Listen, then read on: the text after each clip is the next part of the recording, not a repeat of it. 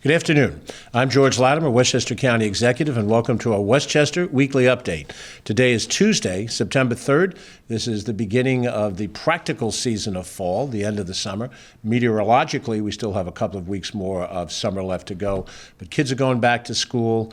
Unfortunately, we'll talk about the Beeline bus, which is no longer free, and we're into a new mode as we go September, heading through the wonderful fall season that we have here. We're happy to give you an update of some different issues that are important. We'll be talking in a few minutes with our Commissioner of the Department of Community Mental Health, Michael Orth. We also have with us our new Youth Board Director, Ernest McFadden. We're happy to have him here, and he's taken on those responsibilities and really right off to the races. Our Deputy County Executive, Ken Jenkins, will be joining us here to help us with the updates. And in a second, I'll be introducing our municipal partner visitor for the week, the supervisor of the town of Mamaroneck, Jane Eney. As we go into the fall season, just as a general reminder, we change over a lot of the different programs and services that we have during the summer. So you should check for parks, available hours. We close pools and we change our times on beaches. Be aware of that. And then, of course, unfortunately, I'm sorry to give you the news, but it's going to start getting darker earlier and a little darker earlier in the morning, and so there'll be some changes in the way we do some of our operations. So look ahead to determine any of the county services or facilities that you utilize. There will be new hours as we get into the month of September. One thing that we don't change is our commitment to local governments. There are 45 incorporated local governments in Westchester County. There's 6 cities, there's 19 towns, and 20 villages, and each one has authority to do certain types of things. They're responsible in general for local policing, firefighting arrangements for sanitation, snow removal, and so forth. And in those regards, the county government is a partner with those local governments. We, too, are a local government. We're just a larger sibling local government, sort of like the big brother in a family of 46, with mom and dad being the federal government and the state government, which sets the rules in play for the way all of us as local government officials work. But we try to have a good working relationship, and part of that in Westchester County, for you, those who are watching this, who are residents of Westchester County, is to show you the diversity in Westchester County, all the different things that make different parts of the county unique in their own right, and a hometown for the people that have chosen to make those communities their hometown. So hopefully every week we have a mayor or a town supervisor with us. In this setting, we have Jane Eney, who's returning to us again. She's been with us before. She's the town supervisor of the town of Mamaroneck. Now, I live on that side of the county. We kind of know the way it works. If you live in another side of the county, in northern Westchester, there is a town of Mamaroneck, there's a village of Mamaroneck, there's a village of Larchmont within the town of Mamaroneck. There's a ride next section of Mamaroneck Village, which is not part of the town of Mamaroneck. You need to get a graduate degree in local government to understand how all those things interact. But Jane, who is a former village trustee in Larchmont and a former councilwoman in Mamaroneck, now has the chief elected position in the town of Mamaroneck. Overall, counting the village and the 2 villages that comprise the town, almost 30,000 people. And it's a very dynamic environment, a wonderful hometown, whether you're in Larchmont or Mamaroneck. So our speaker today is the town supervisor, Jane Eney. Jane, thanks for being with us. And the microphone is all yours. Thank you very much. Thank you. Thank you, George. I'm happy to be here today talking about my favorite subject, which is the town of Mamaroneck. So I think I'm going to start on a somber note and end high. Next week marks the 23rd anniversary of September 11th, and every year the town has a ceremony. We have a memorial for those from our community who died on September 11th. And this year, sadly, we're having to add another memorial for those first responders from our community who have died since September 11 of 9/11 related illnesses. These are people who were safe and comfortable in their homes in the town of Mamaroneck and saw the need to run down to Manhattan when everyone else was running out, and unfortunately now they're dying of 9/11 related illnesses. So that right now we have 3, and we hope not to have many more or any more, but we'll have that ceremony on September 11th and at 5 o'clock as we do every year. So, I know the county executive always unfailingly is there, so we appreciate his support. All right. On to finance, which I have a lot of good news. The first thing is the town last month was recertified by Moody's with a AAA bond rating. Now that's the highest possible rating to get, and what that does is enables us to borrow at the lowest interest rate possible, so that saves our taxpayers money. And they cited the strong financial position that we maintain. We have prudent but forward-thinking budget management, and we have solid reserves. So, we work very hard on that, and we're very proud of that AAA rating. We also got the Government Finance Officers Association Distinguished Budget Award for 2024. This is the highest form of recognition that a governmental budgeting entity can get, and it's a significant achievement. They say that we're committed to the highest principles of governmental budgeting, and we set an example for other governments. This is something we've now achieved 5 years in a row, and not to sit on our laurels, we're going to go for 6 next year. One of the biggest problems that we always face is flooding, and that's, it's just constant, and it's, a difficult problem. And I'm happy to, again, thank the county. We decided this year, we're speaking to our engineers, and we have an underground stormwater system, and that's what the source of a lot of the flooding is. And at the request of our engineer, we decided that the best thing to do would be to study the entire underground stormwater system first. That's never been done. The system's 100 years old, because we were concerned that if we fixed one area, we might be causing unintended consequences. So the cost of the study alone was over $300,000, and I have to say, a call to the county, and we got a grant, and we just completed the study. So, when you're a local government, I think we run a great government, and we accomplish a lot, but at the end of the day, we're a local government, and it's so critical to have partners in the county, on the state, and the federal level to, help us and sister municipalities in the region, especially for something like flooding that really knows no boundary. And I just know with the county, I can call George, I can call Ken, I can call our legislator, Catherine Parker, and they're just there to help when we need it. So it is really wonderful. So now that we've gotten the study done, we're looking at what projects we can design based on what the study tells us to reduce the frequency of severity of flooding. If we did every single thing on the entire menu, it would be over $50 million. So that's not something we're doing tomorrow, but we're working on eating away a little at a time. The other thing that we just completed was a comprehensive plan for our town. This is the first time that's been done since the mid-'60s. And a comprehensive plan is basically a blueprint for the future. What do we want to be in the future? And it sets goals for the town.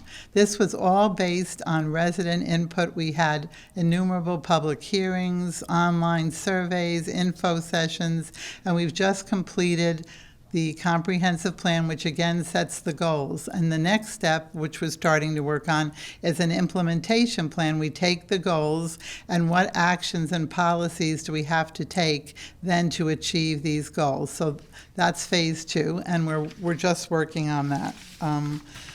We've been also fortunate to apply for grants and get them. The latest one is a $1.25 million grant we got from the New York State DOT. It's called a TAP grant, and that is to enable us to put a new sidewalk on Colonial Avenue, which is a residential street that's not very wide, and it's adjacent to Murray Avenue School.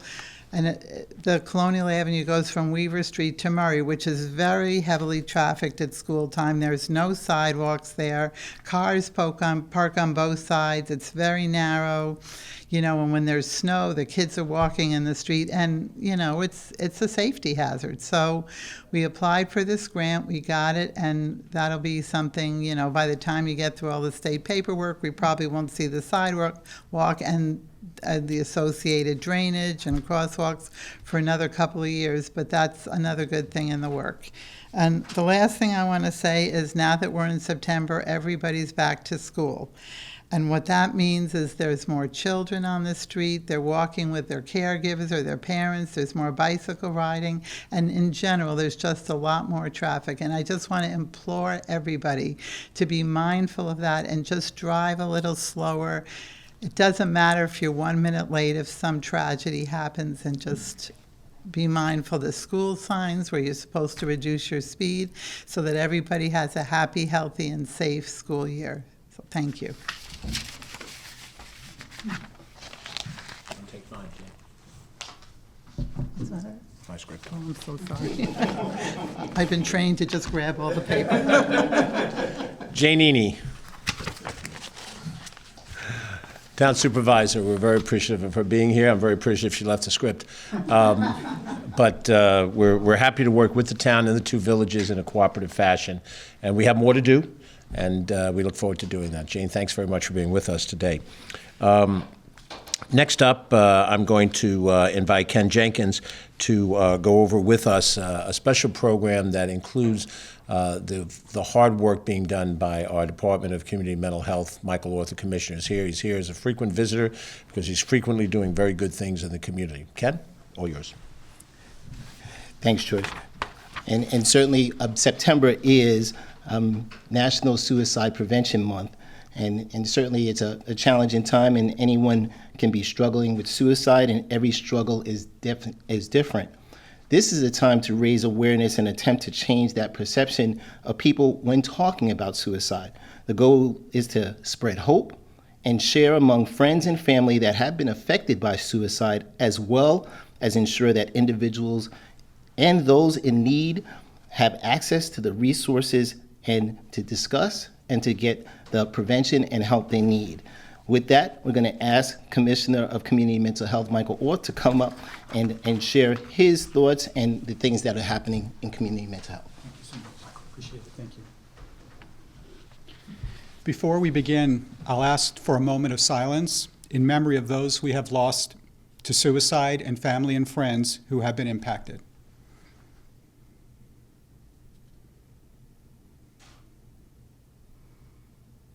Thank you. Thank you, County Executive Latimer and Deputy County Executive Jenkins, for always making mental health a top priority for our residents. Because of your leadership and the support of Westchester County Parks Commissioner O'Connor and team and NAMI Westchester, we were able to create the Healing Garden at Ridge Road Park in Hartsdale.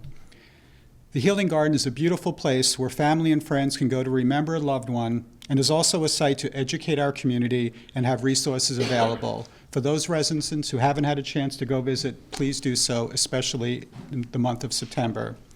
This year in our garden, we will be placing 67 butterflies, each butterfly representing a resident who died by suicide in 2023. That's 11 less butterflies than in 2022, but still 67 too many. As we know, suicide does not discriminate based on zip codes, gender, age, color of one's skin, education, or financial status. It impacts all of our society and the long-lasting ripple effect on our families, communities, and society. While prevention is a 12-month, 365-day effort, by declaring September as Suicide Prevention Month, we have 30 days to place a spotlight on resources and send a message of hope for those who are perhaps suffering in silence. Fortunately, in Westchester, we have many events lined up in September, including training on mental health first aid, training for our faith-based leaders, and also special training for veterans, those who've served and their loved ones. We ask all of you to serve as first aiders in supporting each other's mental health. As a family member, friend, neighbor, colleague, supervisor, teacher, perhaps a coach, clergy, please take a few minutes to engage those who may appear to be struggling, perhaps have become more isolated, sad, anxious, and take the time to check in with them, share what you are concerned about them, and let them know that help is available. One way to help is to promote the National 988 Suicide Crisis Lifeline. You can call or text 988. Thanks to the support of our county executive and our agencies, we have created a 988 call line right here in Westchester County through St. Vincent's Hospital. In 2023 alone, we served 8,115 Westchester residents who reached out for help through 988. And even in the first 6 months in 2024, we have reached over 11,000 people who've called for support and help. I'd like to take this opportunity to thank our Suicide Prevention Task Force members, who consist of professionals, survivors, meaning families who've lost a loved one to suicide, and our advocates for all of their work and dedication in this cause.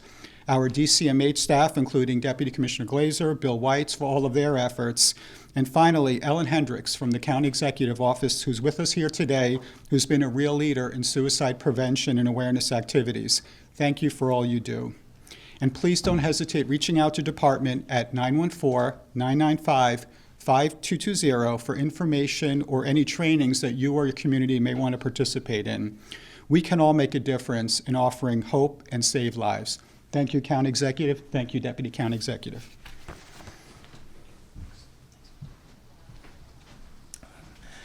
And we certainly want to continue to thank Commissioner Michael Wolf and the entire DCMH team for the work that they do, and more importantly, those family members for the Suicide Prevention Task Force, including our great friend Ellen Hendricks, and all of the people that are involved and engaged in trying to make sure that everyone takes that great opportunity to reach out and connect with someone. And again, as Michael said, it's 365 days a year, 24 hours a day. The support is tremendous that's out there, but you have to reach out to get it. So making sure to check in with friends and family members when you see they may be struggling is an opportunity. And if you know someone or have heard a family member that's engaged in that, use the 988 Lifeline from St. Vincent's Hospital. Thank you so much, Commissioner, for bringing that back.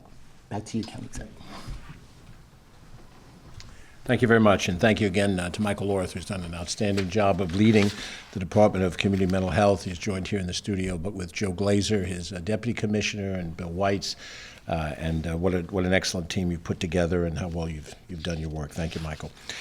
We'd like to mention a bit of good news. That is that one of the many unions that represents workers in Westchester County have come to an agreement with the county on an ongoing contract for the future, and that contract has been ratified by the Superior Officers Association. They are correction officers, and they are the upper-level officers, captains and wardens and so forth, who serve at our county jail and other facilities within the Corrections Department. They ratified the contract that had been negotiated on August 28th. The contract runs through December 31st of 2027 and is retroactive to 2020, when their last contract expired. This is the subject of long negotiations. The contract includes annual salary increases, and it also ensures the health and the safety of our Superior Correction officers. It also secures the financial stability for them and their families. The work that remains now is for us to submit the contract to the Westchester County Board of Legislators. Under the Taylor Law, they have the opportunity to vote yes or no on the contract once it's been ratified by the members of the respective union, and they will do their due diligence in the course of the next few weeks, and at some point in time, I'm confident that they will approve the contract. As it stands now, Westchester County has 9 different bargaining units that represent portions of our workforce.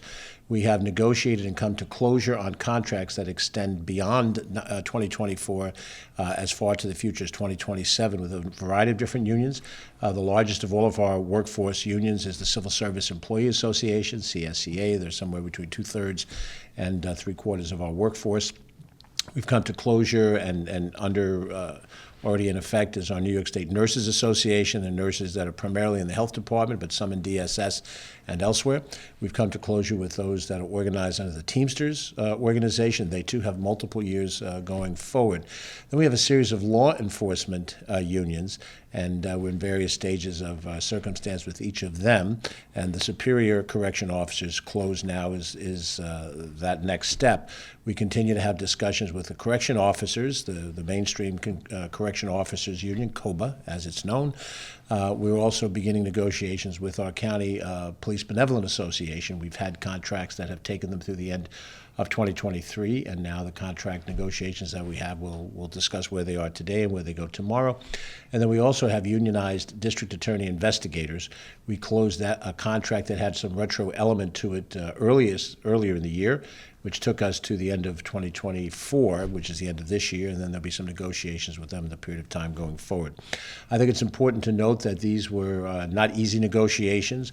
Both sides had certain standards that they fought for, that they wanted to accomplish, and in negotiations, each side gives a little on some of their original expectations or demands. But at the end of the day, the interest in the people of Westchester County is that we have an affordable arrangement with these unions that fit within our budgetary priorities, that we do not have to raise taxes, that we've set aside proper money to do these things, and that we have a motivated workforce that provide the services as we need them to provide.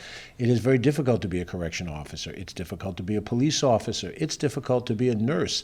We just saw what they went through during COVID and other times in their career. Whether they're a Teamster or a CSEA member, wherever they are in the union representation, they provide a service to us as citizens, residents of this county. And so we want to have a negotiation that's fair.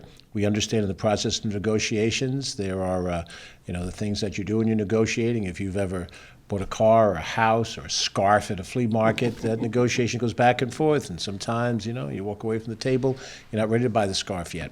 But at the end of the day, we get there. And we've had that good success over the term of this administration, working together.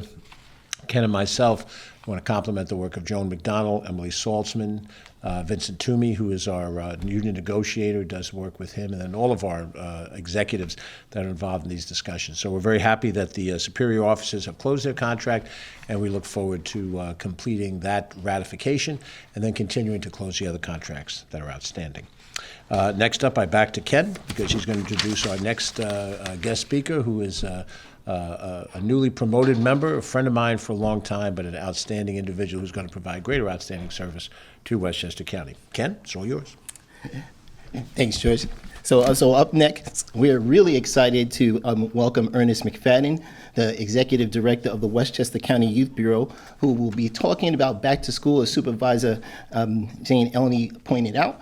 That it is that time of year. Back to school is happening. It's already happened for many people. Today is usually like a half day for many individuals, but over the next few days, whether in the public or parochial school systems, we'll start seeing those individuals there. And we're so excited to have Ernest McFadden here leading the team for the County Youth Bureau. With that, let's turn over to the new Executive Director of the County Youth Bureau, Ernest McFadden. Thank you, Ken. Good afternoon. Thank you, Deputy County Exec Jenkins, and thank you, County Exec George Latimer, for your continued support. The Westchester County Youth Bureau, like many organizations, we transition from our summer activity to school year activity. Jane, we had the pleasure of placing 6 of our young adults working in the town of Mamaroneck this summer, so I hope their effort benefited the town. The County of Westchester Youth Bureau, we're charged with providing equity access, both formal and informal, to children and young people here in Westchester. As the county exec pointed out, we're transitioning from the summer to those shorter days, as we call it, and longer nights. And young people experience some of those same changes that we go through. I would encourage, young people who participate in our summer program, take some of those lessons from the summer program, whether or not you were working in our environmental science program, whether or not you were working with some of our youth bureau program, take some of those knowledge and take them into the school year. A message to our parents. The Westchester County Youth Bureau, under the leadership of the County Exec Latimer and Deputy County Exec Ken Jenkins, has been supportive of us over many, many, many years for the work that we do. Just as a point of reference, when we went out to RFP last year, we saw an uptick of about 23% more program providers for us. So what that means in terms of numbers, each year we serve in excess of 100,000 young people ages 6 to 21 here in the county. We do that through our positive development work. Obviously, we can't do that alone, so I would be remiss if I was not to acknowledge our super partners. With that in mind, we have over 188 contracts that we operate throughout the county of Westchester, from as far north as Peekskill, as far south as Mount Vernon, and we can go to the banks of the Hudson and Ossining. right to Portchester. Young people, our message to you is, again, continue to strive. The work that we do in the Westchester County Youth Bureau and our partners is really about providing young people with that ability to be resilient. Commissioner Orth talked earlier in terms of these are tough times. It's a tough time for adults, and our young people are feeling it as well. So please be supportive of the work that they do. Some of the after-school program for our parents. You're transitioning just like your young adults is transitioning. Summertime is over, and you may not be able to get back home by 3 o'clock. So I will offer you, take full advantage of the program that's offered here in Westchester County. Like any parents, right, you never want to identify which one is your favorite kids, but you do have some of them that you tend to call on more. Westchester County Youth Bureau, we have a fantastic network of 7 youth bureaus in the county. And again, you can call either one of those locations to find out the after-school program. If you want to go to westchestergov.com and go to the Youth Bureau tab, we have all of their information there. Again, they offer stellar programs for us during the course of the year. As I said, they just transitioned from summer to winter for us. Your YMCAs, your YWCAs. We also provide support to the Miracle League. So if you have young people who have special abilities, please reach out to those organizations. One other point I wanted to share, sports is very important. For those of us who have played sports, we recognize that it's not only the physical activity, but it's also the ability to work well with others and be a team player. If you go to the westchestergov.com page and go to the Youth Bureau, we have an RFP on the streets now, and it's for a sports team and sports and education.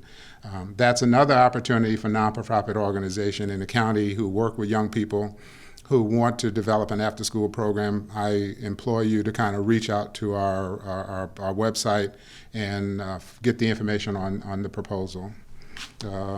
One of my staff reminded me that the proposal is due September 20th, so you don't have a lot of time. And lastly, I just wanted to share, as Supervisor James shared, that it's back to school. We're always, in our cars during the summer, traffic-free. That's not the case now.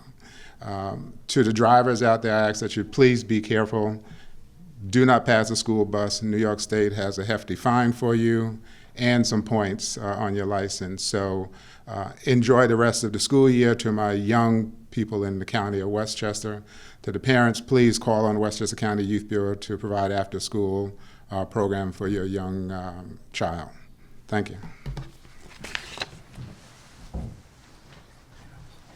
Thank you, Ernest, and it's so great to see you and your members of your team here. Sue Weissman's here in the house with us, another member of the small but mighty Youth Bureau team that continues the work of managing almost 1,000 different contracts with nonprofit agencies, as well as with the partners that we have, County Executive Latimer and myself, with the Board of Legislators. The County Board of Legislators is certainly interested in making sure that all of those activities continue on. And with that, back to George. Thank you, Ken. Thank you, Ken. Thank you, Ernest. It's good to have you with us. Thanks for being here today. So a few more things to deal with. First of all, we know that we're sitting just a week in advance. Jane Enid mentioned it. We're sitting a week in advance of the commemoration of what happened on September 11th, 2001 here in the United States. Those of us who live in the New York area have a special connection to it because of all the people that we know that were involved in that incident that day, the civilians that were in the North and the South Towers, and the first responders that responded in both the North and the South Towers to the horror that occurred that day, and then also along with Virginia and the Pentagon, and then those who were on any of those airplanes, including the one that downed in Shanksville, Pennsylvania. We have a special emotional connection to that day. It's been now 23 years. That's a long time. But for those of us a certain age, we remember exactly where we were that day, and we know the sacrifice that occurred on that day. Westchester County is set to have two events, one day in front of the other, that will honor those who perished on those tragic events. First, we have an interfaith prayer vigil scheduled for Tuesday evening, September 10th. It will be at 5 p.m. at the Kensico Dam Plaza in the area that's to the right as you look at the Dam Plaza from the parking area. The rising sculpture is there, and then the names are enshrined around the base of the sculpture, and then in the walkway around it there's a wall with 9/11 first responder names, which unfortunately we're adding to every year. But on the Tuesday night, September 10th, beginning at 5 o'clock, we will have an interfaith prayer vigil. We will have representatives from Christian, Jewish, Hindu, Muslim communities, Buddhist communities, who will all be there for prayer and for candle lighting, and to try to strike the important connection between the spiritual and the secular in the evening. There'll be a memorial wreath laying at that time from the 9/11 monument, the steel beams from the Twin Towers. Then on the following day, Wednesday, September 11th, we have our annual county memorial service. That will be 3 o'clock in the afternoon, same location, at Kensico Dam Plaza. There we will honor the memory of those who were killed on 9/11 and those who have died from 9/11 related illnesses.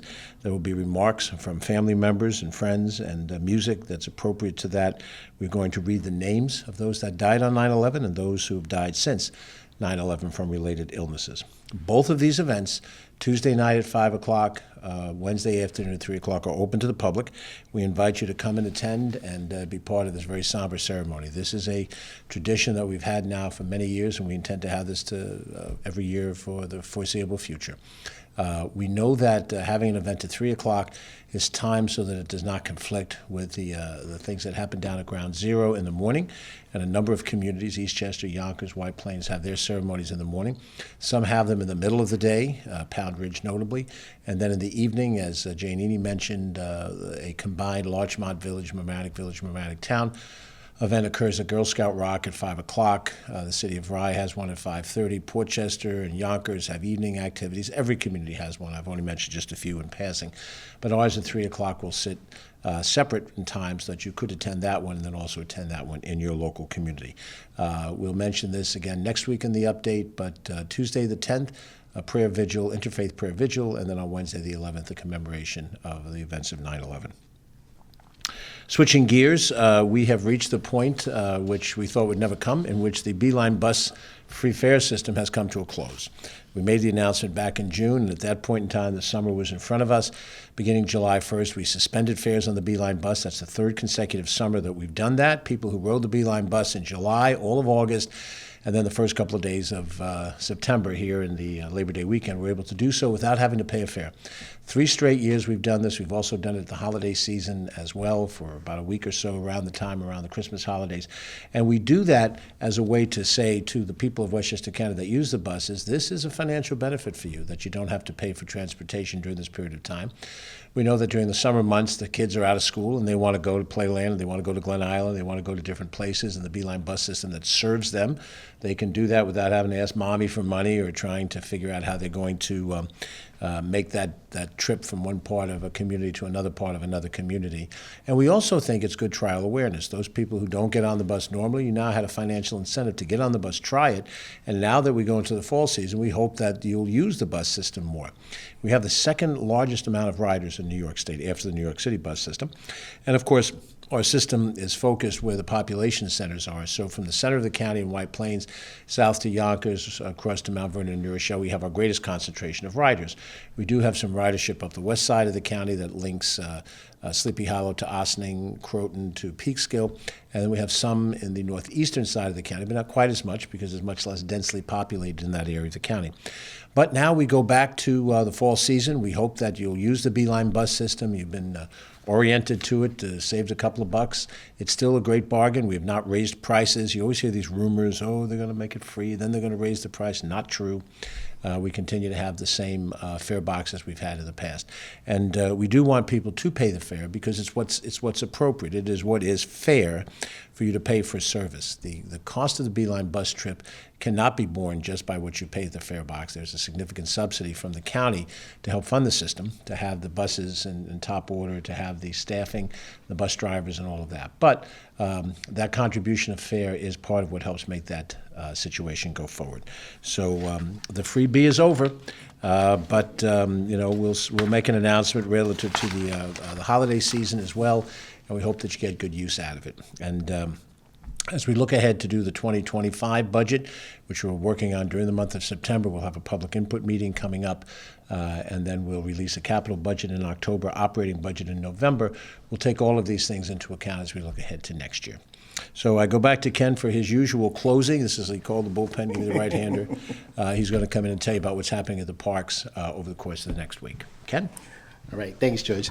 And starting today in parks, we're going to have Gardening Tuesdays, which happened in the morning, so 10 a.m. to 12 noon. That's going to happen right every Tuesday, right to November 26th. So you missed today if you didn't have that opportunity, but get a chance to go out to Lasden Park and Arboretum in Katona from 10 a.m. to 12 noon. That's Gardening Tuesdays, so you'll be able to enhance your gardening skills and your plant knowledge by working side by side with Lasden's Gardens every Tuesday right through November 26th. For those of you that have gone there for our Veterans Memorial or any of the other things that we have happening up there, we have some great opportunities in Lasden Park, and the park is absolutely beautiful, so get a chance to go up there now. Tuesday, we have tonight, you have Tuesday, September 3rd from 5:30 to 6:30 p.m. at the Kensico Dam Plaza. That's for you to get your outdoor Zumba class on, right? So that's almost every other week, right? So dance your night away, led by instructors Steve and Ania Jones. You'll sweat, move, and have fun while getting in a great workout. It's free admission. There's no parking fees there or at Lasden Park. And that's going to be also on September 17th. So again, we skip a week, and then to September 17th. It looks really good, and you never know who you're going to see out there Zumbaing. So this Saturday, we have a few different activities around the nationally accredited award-winning park system. In the Marshlands Conservancy in Rye, we're going to have birding for beginners. That's Saturday, September 7th from 10 a.m. to 11:30 a.m. So if you're interested in bird watching, this is a great way to learn some basics. So you need to bring your own binoculars, but you bring your love of birds as well. It's going to be led by Chris Mangoni of Central Westchester Audubon. And that's again on September 7th from 10 to 11:30. If you're up county at Lasden Park and Arboretum on Saturday, you get to go to the Lasden Green Squad. That's going to be every Saturday right through November. You can register for that at lasdenpark.org and be able to click on that event. Again, it's a free event, at least that's what's listed here. September 7th, 10 a.m. to 2 p.m., the Lasden Green Squad. Saturday afternoon, it's going to be the Old Time Music Jam at Hilltop Hanover Farm and Environmental Center. That's in Yorktown. That's the county's full working farm, but it's an old time music jam from 11:30 to 3 p.m. September 7th. You never know if you get a county executive up there singing in the jam, right? The jam is a monthly gathering of local acoustic musicians who play traditional Appalachian fiddle music. So I'm not sure if the county executive plays the fiddle, but he's not from Appalachia, but for sure it's going to be the jam. It's going to have fun. Come out to play, just listen, and enjoy the community music can create. Musicians of all levels are welcome. That includes me, who have zero musical skills, right? As opposed to county executive who sings very, very well. Sunday, September 8th. We're back in Bicycle Sundays. So bike, walk, or jog. The 13.1 mile loop from on the Bronx River Parkway in the Bronx River Reservation from White Plains to Yonkers. The parkway is closed for cars for exclusive use of non-motorized bicycles and scooters, as well as inline skaters, walkers, and joggers. It goes right through Sunday, October 13th. Again, it's 10 a.m. to 2 p.m. You remember in July we started at 8. As the county executive says, it's going to get daylight later, and that means we're going to get that opportunity to have the sunrise later. So again, 10 to 2 p.m. Bicycle Sundays are back. We always want to thank our sponsors, our generous sponsors, Con Ed, and certainly the Cycle folks. And back to you, George, for close. Thank you, Ken. And no, I don't play the fiddle. However, if you see a brass quintet by one of those Salvation Army cans in the Christmas season, where you drop $1 in, and you see somebody playing trumpet, trombone, I'll be on the baritone horn. I think we do Good King Wenceslas and Hark the Herald Angels Sing, so I can cover that portion of it for you. We thank you for watching the program. We will be back again next Monday with our next weekly update. We do have a number of different events happening next week, as we pointed out, for 9/11. We also will tell you next week about a special arrangement that we're going to have to rededicate this building in honor of Edwin McCallion, who was a former county executive, served the longest tenure and did the most to help create the modern Westchester County as we know it. That'll be coming up. We'll announce that next week coming up. And we also have some recognition for another former county executive. We'll save that for the announcement, but we want to make sure that we honor some of the people that have done so much for Westchester's history. That's all coming up. But in the meantime, stay safe. We look forward to seeing you out in the community. Ken and I both are out there, whether we have the fiddle or the baritone horn or not. And we hope that you take good care of yourself. We'll see you there. I'm George Latimer, County Executive. Thanks for watching. Have a good day.